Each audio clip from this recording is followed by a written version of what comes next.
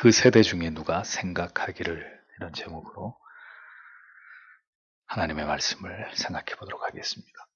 이사야는 이 이사야 53장에서 그리스도의 순환과 죽으심을 생생하게 묘사하고 있습니다. 그 가운데 오늘 읽은 본문은 그리스도의 대속적인 죽으심의 그 숭고함에 대해서 그 후대의 사람들이 어떤 반응을 보일 것인지를 예언하고 있는 그런 내용을 담고 있습니다. 본문을 다시 정확하게 직역을 하면 이런 의미가 됩니다. 그는 압제와 심판으로 말미암아 체포되었다. 그런데 그의 후손들 중에 누가 그가 산 자들의 땅에서 끊어짐은 나의 백성의 반역 때문에 당한 것이라고 생각하리요. 이런 의미입니다. 사도는 죄 없으신 그리스도께서는 대속의 사명을 감당하시기 위해서 모든 곤욕과 고초를 당하셨고 결국은 십자가 위에서 돌아가셨는데, 문제는 그의 그 고결하신 죽으심의 그 의미를 당대는 물론이요, 후대의 사람들조차도 결코 알지 못할 것이라는 다소 서글픈 예언을 남겨놓았습니다. 우리는 이 진리를 통해서 그리스도의 대속적인 죽으심의 그 깊은 의미를 올바로 이해할 자들이 결코 많지 않을 것이라는 것을 알 수 있습니다. 하나님의 은혜의 빛을 받지 않은 자들은 결코 이 세상에 오신 메시아의 가치를, 인간을 구원하기 원하시는 하나님의 뜻을 절대로 올바로 이해할 수 없습니다. 성경에 말씀하는 하나님의 아들 독생 성자 예수 그리스도를 그저 인간적으로만, 그가 이 땅에 존재했던 여러 성인 가운데 한 사람 정도로만 이해할 뿐입니다. 하나님의 아들을 통해서 죄인들을, 인간들의 죄를 대속하고자 하시는 하나님의 뜻과 섭리를 더 깊이 그리스도께로 들어가서, 그렇게 그가 이 땅에 오지 않으면 안 되었던 하나님의 놀라운 인간을 구속하기 위한 뜻과 섭리를 알고자 하는 이들은 절대로 많지 않다는 것입니다. 물론 그들이 알고자 한다고 해서 깨달아 알 수 있는 진리도 아닌 것이죠. 그리스도의 대속하심으로 말미암은 하나님의 모든 구원의 역사 자체는 인간의 이성으로 절대로 파악할 수 없는 신비 그 자체입니다. 하나님의 거저 주시는 은혜로 말미암아서 하나님의 택함을 입은 하나님의 언약의 백성들에게 그 믿음이 안착되었다는 증거는 그리스도의 대속의 죽으심의 그 의미가 형언할 수 없는 감격과 감사 속에서 지워지지 않는 철필로 우리의 영혼에 깊이 아로새겨진 것입니다.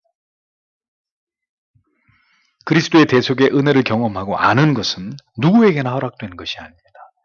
여러분, 유대인을 보십시오. 그때나 지금이나 유대인들을 보면 지금까지 그들은 예수 그리스도를 그들의 메시아로 인정하지 않고 있습니다.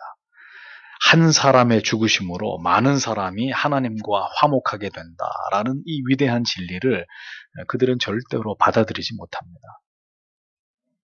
그래서 유대인들은 이사야 53장을 읽을 때 주어를 그가에서 우리가라고 바꾸어서 읽습니다. 그러니까 메시아의 고난을 메시아가 당하신 고난이라고 인정하지 않고 자기들이 당한, 그들이 당한 민족적인 순환으로 이렇게 해석하는 참남한 짓을 저지릅니다. 그러니까 그들에게 이사야 53장은 메시아를 예언하는 장으로 그들은 지금도 인정하지 않는 거예요. 예수 그리스도의 대속의 신비를 이해하지 못했던 것은 예수님의 제자들도 마찬가지였습니다. 주께서는 제자들에게 분명하게 말씀하시기를 마가복음 10장 45절에서 인자가 온 것은 섬김을 받으려 함이 아니라 도리어 섬기려 하고 자기 목숨을 많은 사람들의 대속물로 주려 함이니라 라고 분명히 말씀하셨습니다.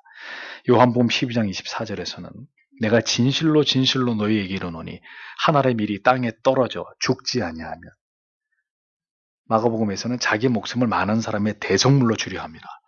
요한복음에서는 밀이 땅에 떨어져 죽지 아니하면 한 알 그대로 있고 죽으면 많은 열매를 맺느냐라고 자기 자신이 이 땅에 무엇 때문에 오셨는지, 메시아가 가지고 계신 그 대속의 사역, 그 대속에 우리에게 베풀어 주시는 은혜에 대해서 분명히 주님은 말씀하셨음에도 불구하고 제자들은 이 대속의 신비를 말씀하시는 이 같은 주님의 말씀에 누구도 리스폰스 하는 사람이 없었습니다. 아무도 그 주님의 말씀에 저게 무슨 말씀이다, 그 말씀의 진리를 깨달아서 그것에 대해서 믿음으로 반응하는 제자들이 그 당시에는 아무도 없었단 말이죠. 그리스도께로부터 누차 주의 죽으심과 부활의 의미를 들었어도 그들은 전혀 그리스도의 대속의 진리를 이해하지 못했고 그것을 가슴에 담아두지도 않았습니다. 너희는 나를 누구냐라고 물으신 주님의 질문에 베드로는 주는 그리스도시요 살아계신 하나님의 아들이시니다 라고 고백함으로 주님께로부터 칭찬을 받았지만 그의 고백은 전혀 죄인을 구원하시기 위한 그리스도의 대속의 은혜의 신비를 정확히 깨닫고 이해하지 못한 채로 그냥 그가 알고 있는 지식을 따라서 입에 발린 그런 고백을 했던 것일 뿐입니다. 그 증거가 무엇입니까? 그 고백을 한 직후에 주님께서 다시 자기의 고난과 죽으심과 부활하실 것에 대해서 예고하시자 베드로가 어떤 반응을 보이죠? 주여 그리 마옵소서 이 일이 결코 주께 미치지 아니하리다 이렇게 답변을 하는 것을 볼 수 있죠. 그리스도의 제자들조차도 전혀 그리스도의 대속에 대한 이 이해가 이 정도에 불과했으니 그 시대의 모든 유대인들이 유대주의 종교 지도자들이나 뭐 다수의 유대인들에 대해서는 더 말해야 뭘 하겠습니까? 그러므로 이사야의 예언은 적중한 것을 볼 수 있습니다. 예수님의 시대에도 그 후손들도 그리스도의 그 대속적인 죽으심 그리고 부활하심 우리를 죄로부터 구원하시기 위한 그가 행하신 그 위대한 대속의 은혜를 올바로 깨닫고 이해한 자들은 소수에 지나지 않았다는 겁니다. 심지어 예수 그리스도께서 이 땅에 오신 지 2000년이 훨씬 지난 지금도 여전히 상황은 크게 다르지 않다는 것을 우리는 볼 수 있습니다. 여전히 불신자건 교회를 다니는 신자이건 간에 그리스도의 대속하신 은혜와 내가 도대체 무슨 상관이 있는지를 진지하게 이것을 깨닫고 경험하지 못한 사람들이 오늘도 교회 안에, 교회 밖에는 말할 것도 없고 교회 안에도 부지기수라는 거죠. 신앙의 뼈대와 기둥은 바로 예수 그리스도의 십자가에서 우리의 모든 죄를 대속하신 그 은혜를, 그 사랑을 깨닫고 경험하고 믿는 것입니다. 그러므로 신자는 언제나 내 안에 이 믿음이 예수 그리스도의 대속하신 그 은혜에 대한 그것을 믿는 그 믿음이 견고하게 자리 잡고 십자가의 신앙이 올바로 유지되고 있는지를 신자는 끊임없이 그것을 확인해 볼 필요가 있는 것입니다. 그런데 이 예수 그리스도의 십자가의 대속하신 은혜는 우리의 노력에 의해서만 깨달아 알고 경험되는 것이 절대로 아니죠. 이것은 성령의 은혜로우신 성령의 전적인 역사를 통해서 하나님의 택하신 백성들의 영혼 가운데 반드시 일어나게 되는 사건입니다. 이렇게 성령의 역사하심이 아니고서는 아무리 예수 그리스도에 대해서 말해 주어도 사람들은 이 진리를 믿으려 하지 않습니다.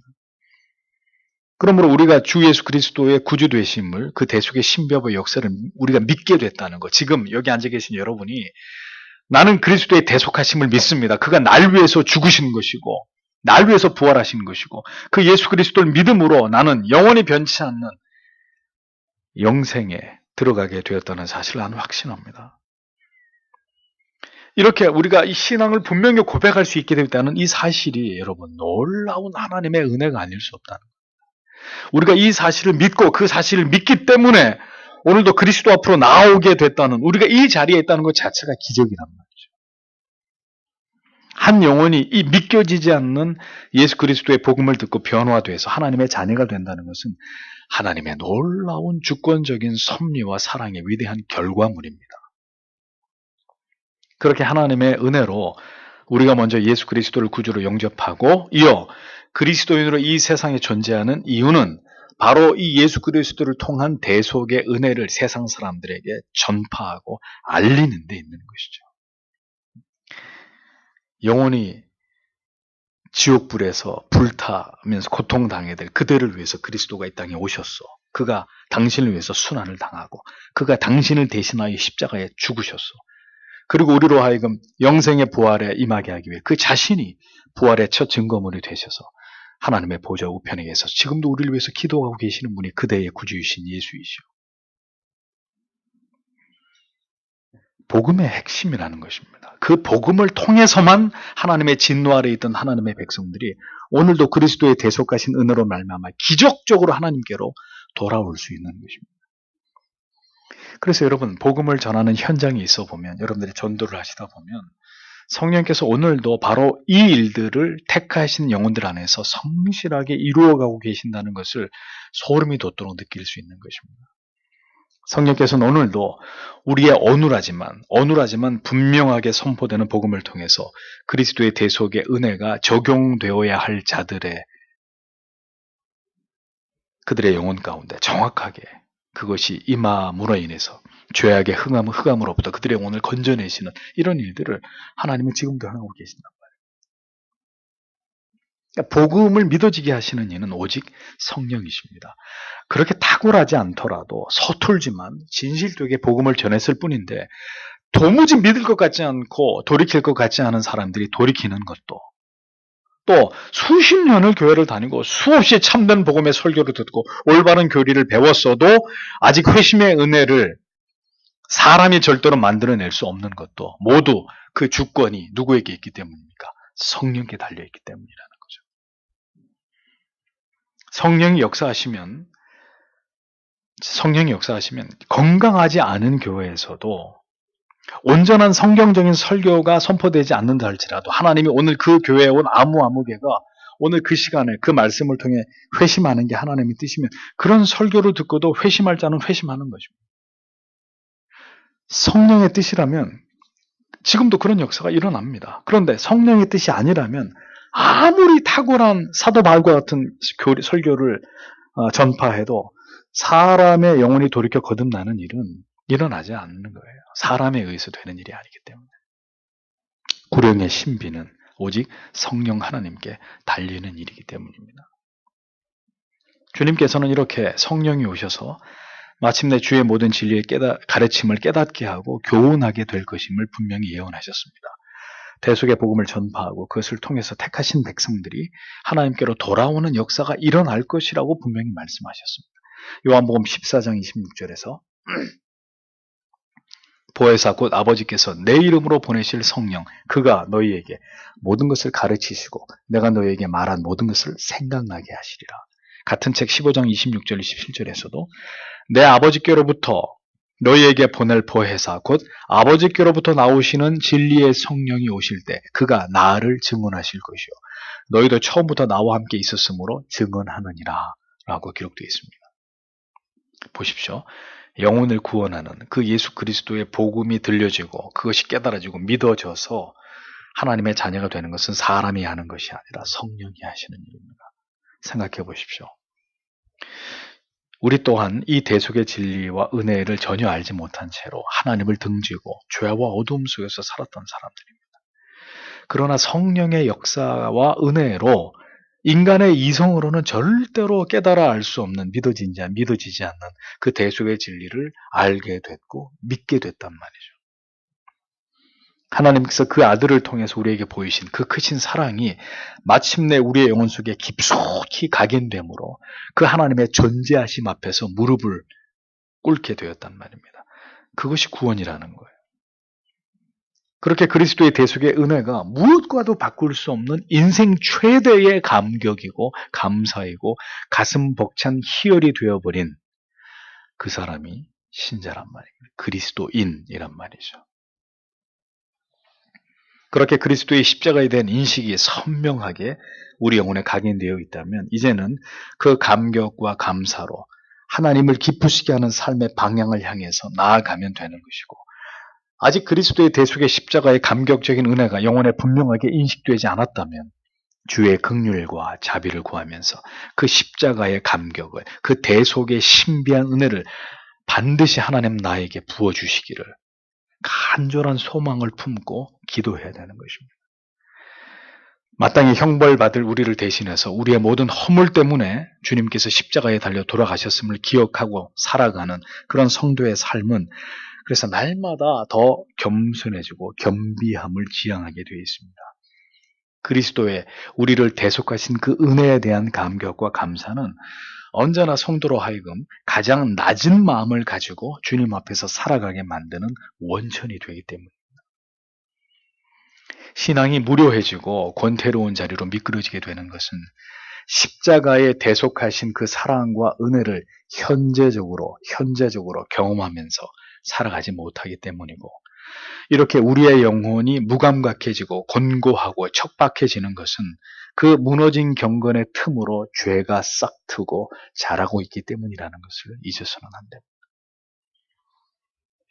습관적으로 교회를 다니기만 할 뿐 그리스도의 십자가의 대속의 그 위대한 사랑과 은혜가 우리 영혼을 가득 채우고 자칫 가라앉으려고 하는 우리의 영혼을 흔들어 깨우지 않는다면 성도는 언제든 깊은 영적인 침체의 나락으로 시험 가운데로 굴러 떨어질 수밖에 없습니다. 예수님의 시대에도 그리고 그 후대에도 심지어 오늘에 이르기까지 여전히 이토록 그리스도의 대속적인 죽으심의 그 신비와 그 은혜의 의미를 모르는 자들이 많다는 것은 무엇을 의미하는 것일까요? 이사야가 분명히 예언했습니다. 예수께서 자기의 생명을 버리신 것은 하나님의 진노의 잔을 받아 마땅한 그들을 구원하기 위해서 자기 자신은 죄가 없으나 하나님의 백성들의 죄를 대속하기 위해서 그가 자기의 생명을 버렸다는 것을 알 자들이 없을 거라고. 많지 않을 거라고. 왜 그러면 그 은혜의 의미를, 그 대속의 은혜의 참된 의미를 아는 그리스도인들이 많지 않게 될 것이냐. 세상은 고사하고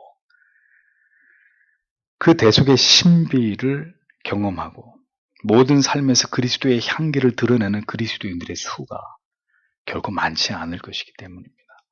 참된 복음과 십자가의 위대한 대속의 은혜를 선포하는 교회가 모든 세대 속에서 급격히 소멸돼 가고 있기 때문입니다.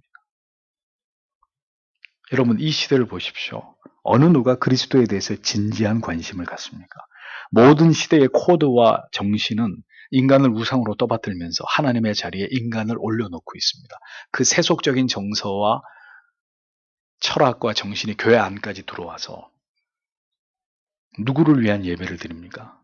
인간을 위한 예배를 드리고 있는 거예요.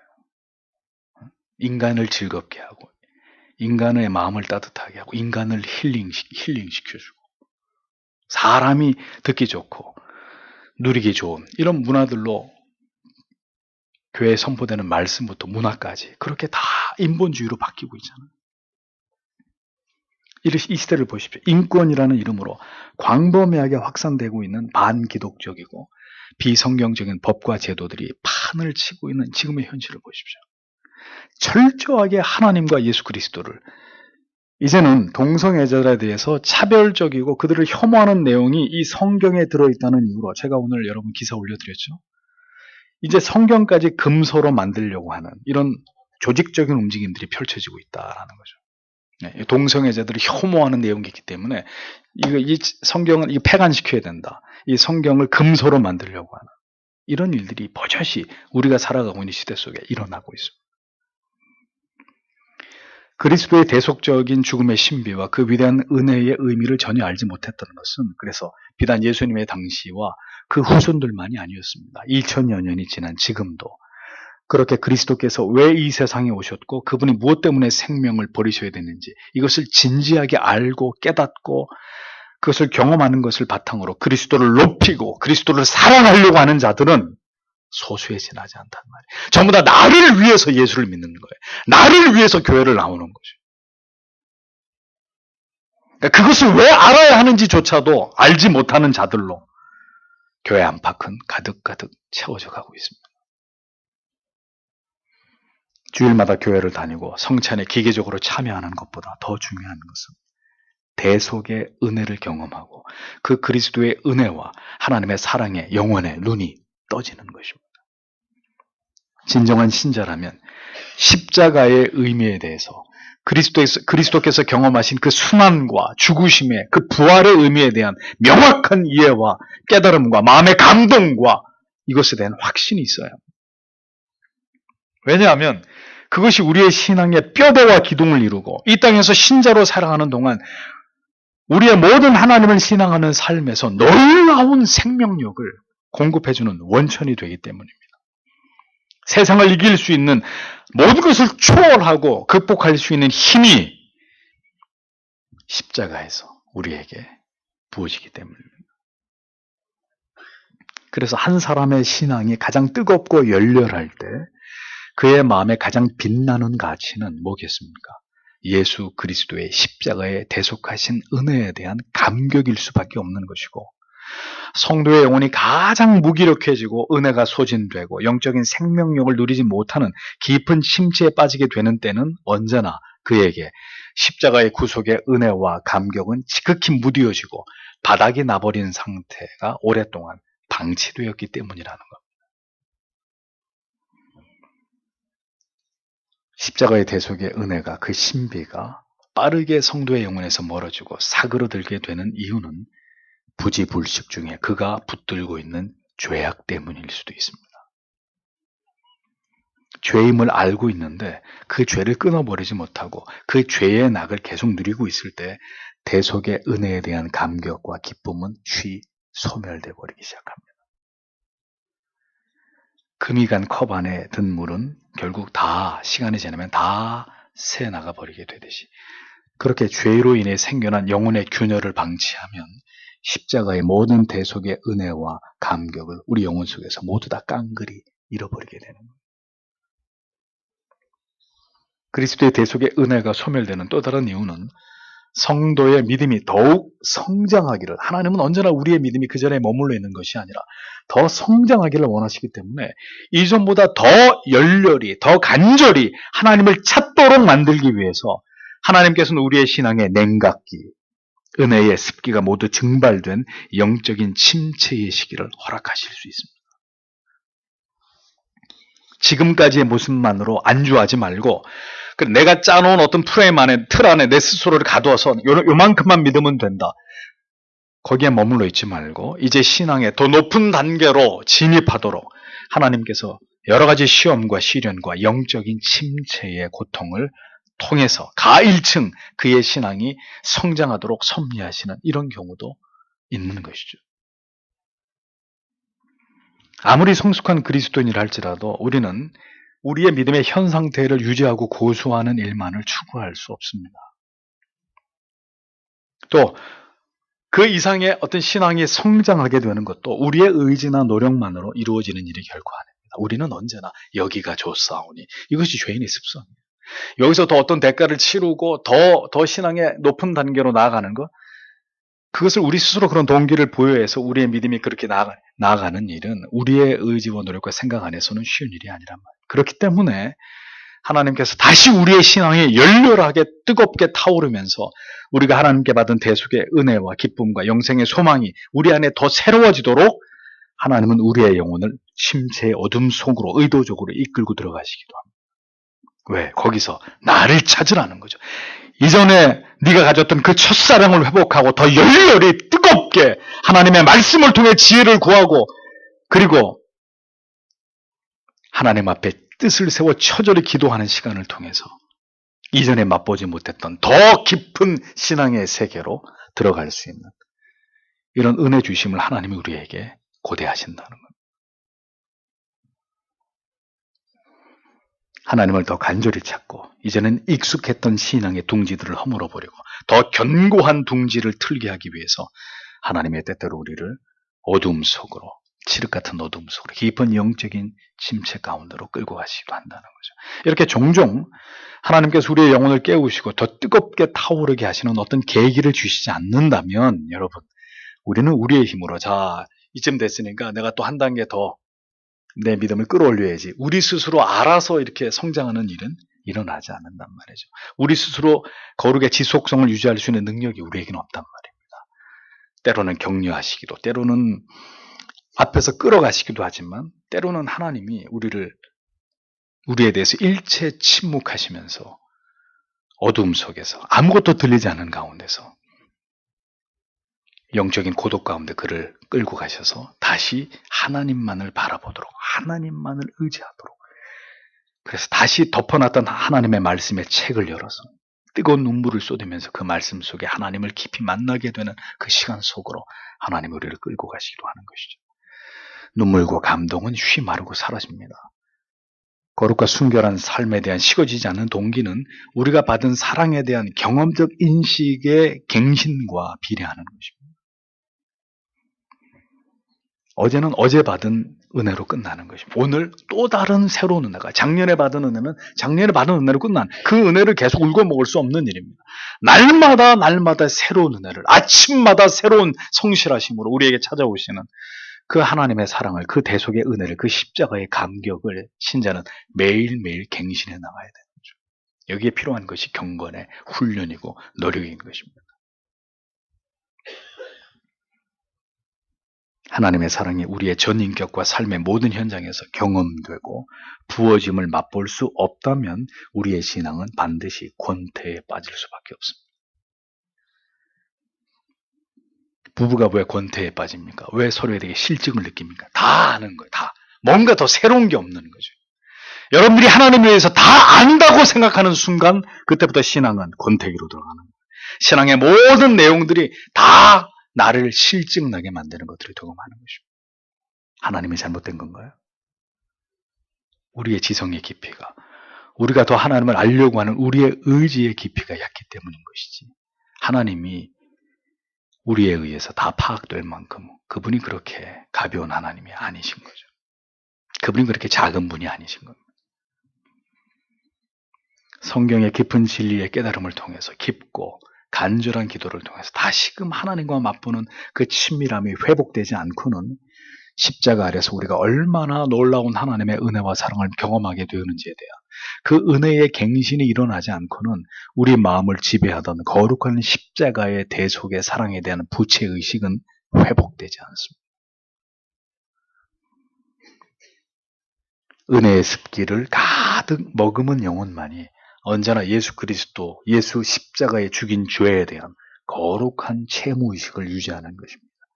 그의 모든 삶의 이유와 목적, 그가 지향하는 것이 오직 주를 위해, 주를 기쁘시게 하는 것에 초점이 모아지게 되는 것입니다. 그러나 십자가의 구속의 은혜에 대한 모든 감격이 사라질 때 가장 먼저 고개를 쳐들게 되는 것은 바로 자기 사랑입니다. 자기 연민, 자기에 대한 걱정, 자기에 대한 염려, 그것이 그 빈자리를 다 채워버립니다. 자기를 즐겁게 하고 자신에게 유리하고 편리한 것을 쫓아서 신앙의 모든 거룩한 의무와 경건한 습관들과는 멀어지게 되고 급기야 지극히 무기력한 삶으로 미끄러지게 되는 일들이 신자 안에서도 일어나게 되는 것입니다. 그러므로 성도는 언제나 하나님과 멀어진 채 살아가고자 하는 마음과 자기도 모르게 은밀하게 죄악에 내어주고 있는 마음을 하나님이 특별히 뭔가를 깨닫게 하고 우리에게 다가오시고 은혜를 주실 때 그런 마음들을 다 닫아 걸고 자신의 모든 정과 욕심을 십자가에 못 박으면서 나를 죽고 그리스도만 다시 사시게 하도록 하나님의 은혜를 구하는 사람들이 되어야 한다는 거죠. 그리스도를 지워버리고 그가 왜 죽어야 했는지조차도 무관심한 이 악한 시대 속에서 신자마저도 그 영혼이 무감각해진 채로 십자가에 대한 아무런 느낌 없이 살아가는 삶이 그렇게 방치되지 않도록 우리는 우리의 마음을 낮추어서 하나님께서 부디 이 악한 시대를 살아가는 우리에게 은혜를 부어주시기를 소망해야 되는 것입니다. 다시 한번 자격 없고 공로 없는 형벌받아 마땅한 우리를 위해서 주께서 자신을 버리신 이 대속의 은혜와 신비와 지혜에 깊이 잠길 수 있도록 그리스도의 살과 피를 기념하는 성찬식으로 나아가는 우리들에게 주님이 이 감격을, 이 대속의 은혜에 대한 감사와 감격을 회복시켜 달라고 남은 시간 동안 하나님 앞에 간절히 뜻을 세워서 마음을 모아서 기도해야 되는 것입니다. 하나님께서 다시 우리의 마음속에 죄인을 대속하신 성자 예수 그리스도의 그 사랑과 은혜에 대한 감격과 감사가 충만해지도록 반드시 주의 사랑하는 백성들에게 찾아오셔서 그들의 영혼을 깨우시고 세워주시고 다시 하나님께서 은혜를 부어서 그들의 영혼을 충만한 기쁨과 은혜로 채우심을 믿고 오늘도 그것을 위해서 하나님 앞에 기도하고 돌아가시는 이 밤이 되시기를 바랍니다. 기도하겠습니다.